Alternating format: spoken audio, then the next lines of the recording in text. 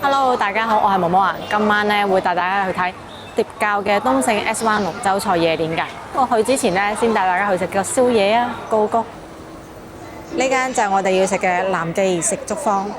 最近嘅地站呢係祖廟地鐵站 D 出口，步行1.1公里。雖然呢就唔係最近地鐵站嘅店，不過我覺得呢間店呢就好食啲嘅。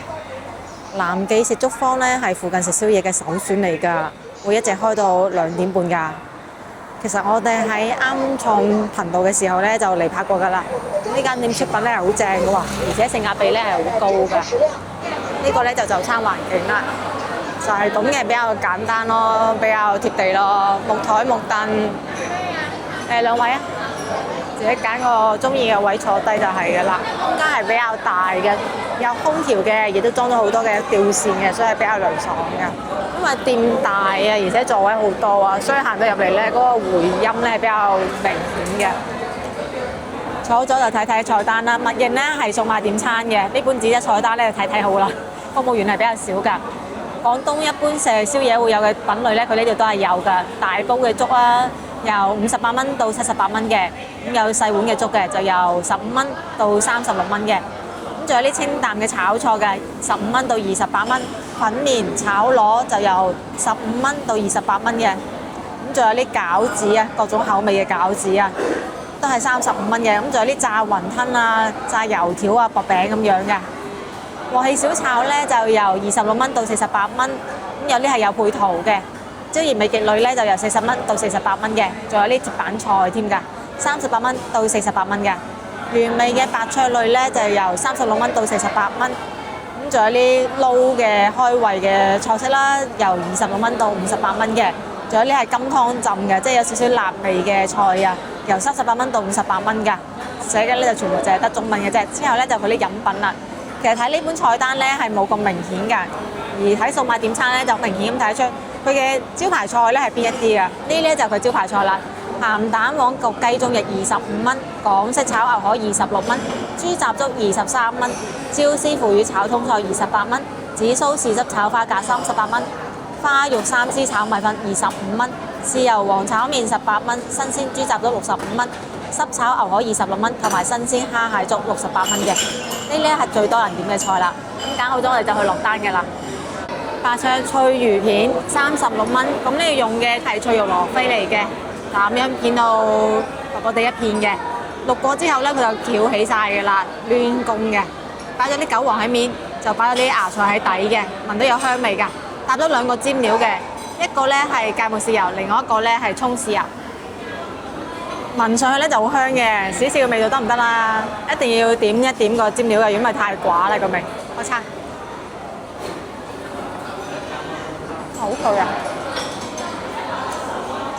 而家起咗骨㗎咯，都幾香啊！稍為有啲太過熟咯，所以會顯得唔夠有彈性。都幾香嘅，咁36蚊份量咁大咧，其實都 OK 嘅，宵夜嚟㗎嘛。魚肉質感幾好㗎喎。雖然咧就稍為唔夠有彈性啊，但係咧都好嫩滑嘅，而且咧係冇骨㗎。靠近皮嗰部分咧係特別脆㗎，下邊肉嗰度咧就好軟滑嘅，一塊肉片咧就有2重口感㗎啦，幾好㗎。個魚咧都幾鮮下嘅個味道，不過咧我都係建議一定要點個尖醬咯，如果唔係太淡啦。死身咧冇大排檔冇宵夜 feel 啊，試埋佢嘅芥末豉油啊！呢度其實真係幾涼爽嘅，佢唔單止有空調，仲有好多好多嘅風扇啊，所以風力有啲大。試下芥末豉油嘅，好上層啊！食到嗰個魚肉香味嘅，啲魚肉咧都好大一片嘅，所以食落去咧口感好㗎嗱，非常之軟滑有彈性嘅。咁佢咧係起咗骨嘅，食起身係好安全㗎，好方便添㗎。咁因為唔係啲咩好高品質嘅魚啊，所以咧係本身個鮮甜味咧唔會話非常之明顯嘅，一定要點個尖醬咁樣先可以提升佢嘅鮮味㗎。而且咧可以隱藏咗佢些許嗰啲味道上嘅瑕疵啊，例如嗰個吐腥味。如果可以用脆肉丸就好啦，脆肉羅非咧始終都係差啲啲啊，個泥味有啲明顯咯，口感又唔夠啊，脆肉丸咁好啊。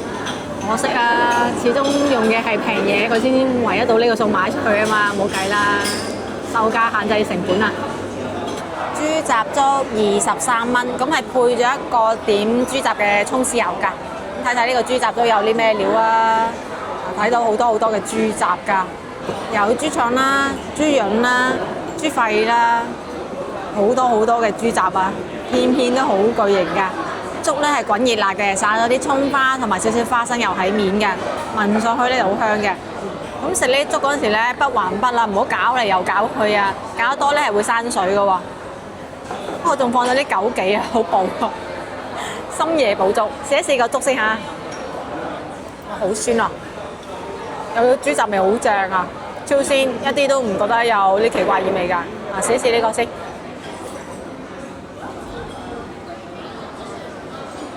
呢個豬潤食得啱啱好啊，入邊好嫩啊，好粉糯嗰陣時啊，一啲異味都冇㗎，好香啊，超香，好食啊！佢仲有啲肉片嘅，肉片就比較大眾化啦，係人都會接受到啦。但好熱啊，好嫩滑啊，一啲都唔老。豬潤咧建議最快撈晒佢食晒佢，因為豬潤老咗咧係冇咁好食㗎喎。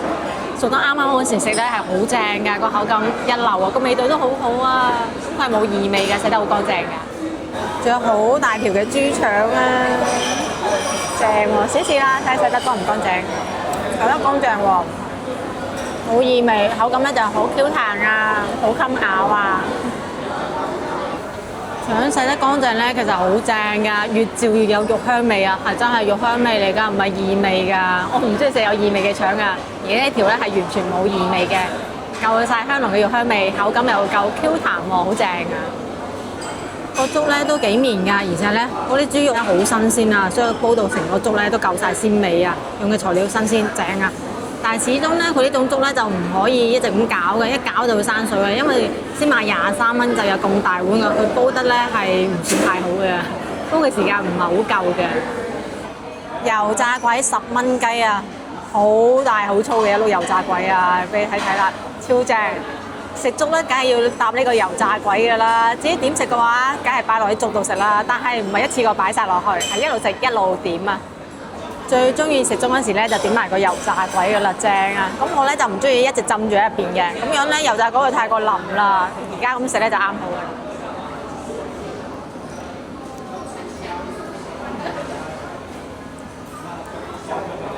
好香，因為佢呢種油炸鬼咧係比較實淨嗰種嚟嘅，所以嗰個粉感咧會稍為明顯一啲嘅。好處咧就係外邊脆嗰層咧會顯得脆一啲嘅，因為佢比較厚㗎。比較硬脆啊，亦都可以比較長時間 keep 到佢係脆嘅。但我就唔算好中意呢種即係比較實淨嘅油炸鬼咯。但係而家好似好流行咯，因為佢可以炸起身咧比較大一條嘅，比較有睇頭咯。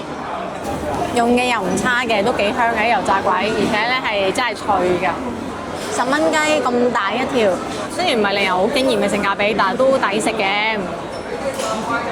炒花甲38蚊，哇有成大碟啊！而且花甲咧都幾有肉㗎喎，嗱起碼係有殼有肉嘅，唔係嗰啲肉殼分離嘅。不過俾嘅咧依然都係沙甲嚟嘅啫，唉！依家真係買個花甲都咁難嘅咩？個個都用沙甲嘅，睇起身咧就比較大咯，食落去嗰日真係要食一食先知啦。擺啲紫蘇啊、蒜頭、辣椒圈、豆豉一齊炒嘅，呢啲鑊氣嘢咧就最啱燒嗰陣時食啦。試一試呢度得唔得啦？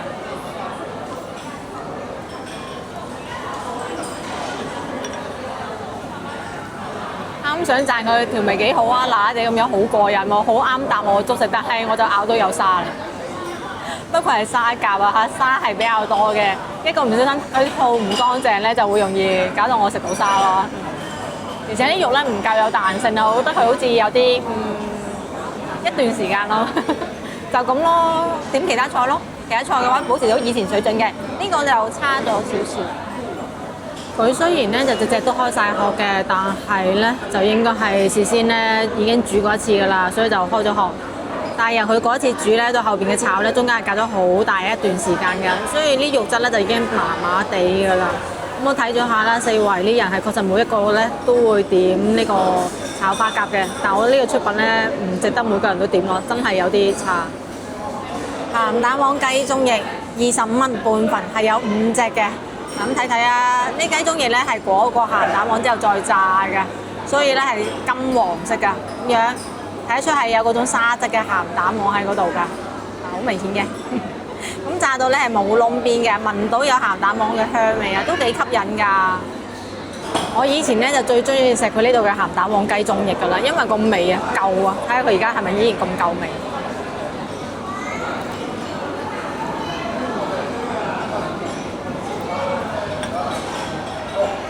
依然都咁正，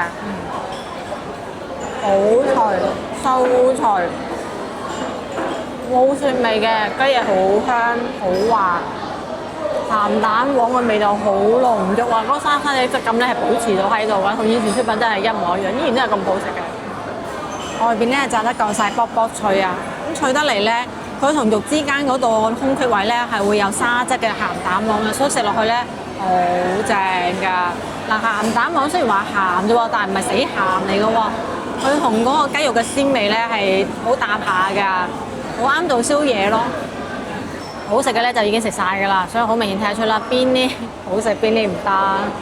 其實咧呢個魚下邊仲有好多啲芽菜啊，同埋佢嗰啲韭黃啊都係食得嘅，但係都係麻麻地咯，普普通通咯。出品就唔驚豔嘅，主要就係一個性價比高啊！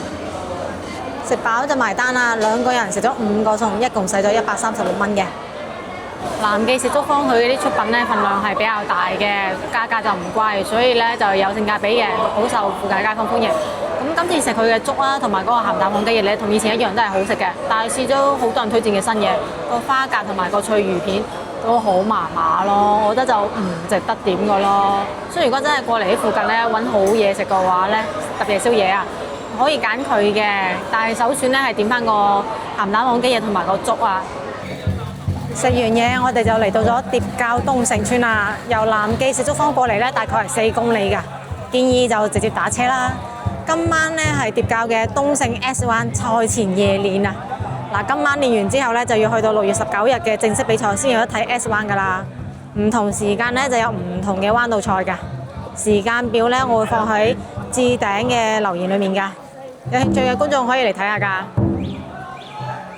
依家咧係夜晚嘅10點幾㗎啦，啊都仲氣勢如虹喎，真係越夜越精彩咁喎。另外一支船咧已經喺度等待緊入場㗎啦。我哋向前面行嘅呢個方向咧，就慢慢會到達 S 灣嘅賽區位置㗎啦。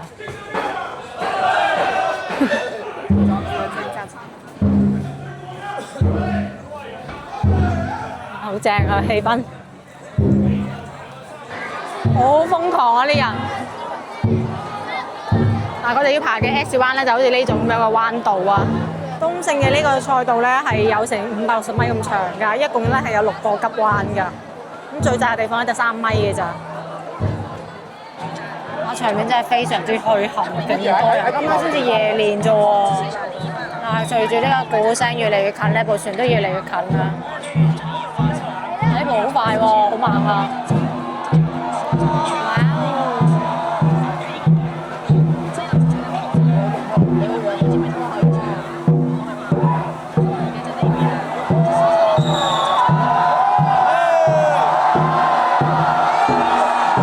連廣告帶都撚帶走喎，好犀利喎！佢哋嘅終極口號咧係寧可煲爛都不可怕慢啊！係要咁樣接反菜嘅，入得好靚喎，好流暢喎。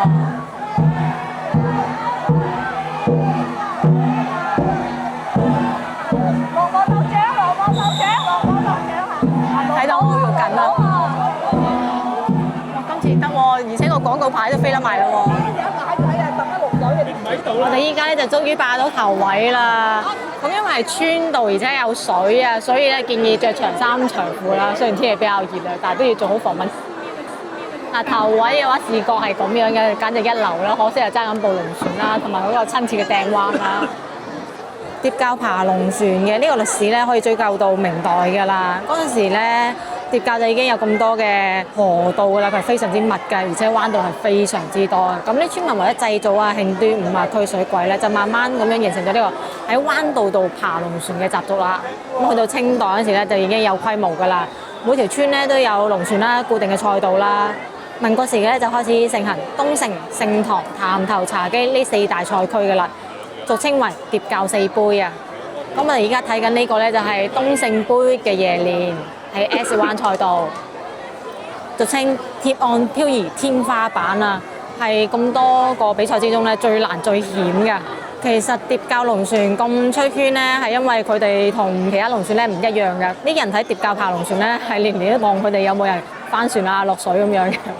而且疊教嘅龍船咧，同廣州啲龍船係唔一樣㗎。廣州龍船咧嗰個頭叫雞公頭啊，係嘴尖嘅、細角嘅、華麗，個樣比較惡嘅。咁疊教嘅龍船咧個樣就會比較老實啦、短嘴啦，角係比較粗嘅，個樣咧就咁冇咁兇猛嘅。係因為咧過彎嗰時候要低重心，而且咧要襟撞啊，所以咧設計得唔同樣㗎。哇！咁快翻轉頭啦！其實一路爬咧，一路有叫緊佢嘅口號㗎。我哋嘅口號咧係去啊去啊去啊！